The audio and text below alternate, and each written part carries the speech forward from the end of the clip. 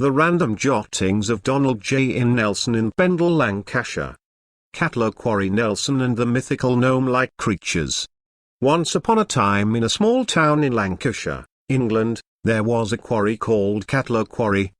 The quarry was owned by Benjamin Chaffer and had a long history of mineral extraction, with small quarries and clear shallow coal mines surrounding it.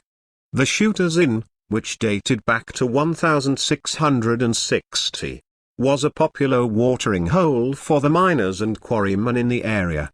Several cottages in Mount Pleasant, Lower Row, and Catlow Row were possibly built to house workers in local quarries, although their upper floors were used as loomshops where the occupants wove wool.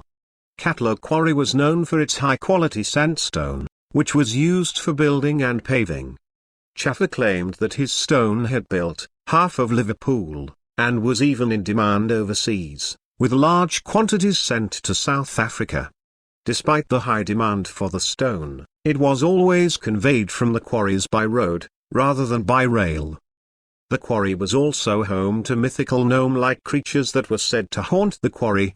The creatures, which were similar to the knockers of Cornish folklore, were said to help quarrymen find the richest veins of ore or other treasures by their peculiar knocking sound. They appeared dressed in miniature mining outfits and worked constantly but never finished their task. The creatures were said to be half a yard tall, very ugly, but often friendly and helpful. Despite the presence of these creatures, the quarry remained a bustling place, with carts taking the stone downhill to Brunswick Street in Nelson, where it was conveyed by horse and cart to the numerous building sites in the town and to the canal. The quarry continued to expand, and by the early 1900s, a new track had been diverted through Todfield to leave Southfield Lane at the quarry office north of Mount Pleasant. As the years went on, the quarry's importance began to decline, and by the mid-20th century, it was no longer operational.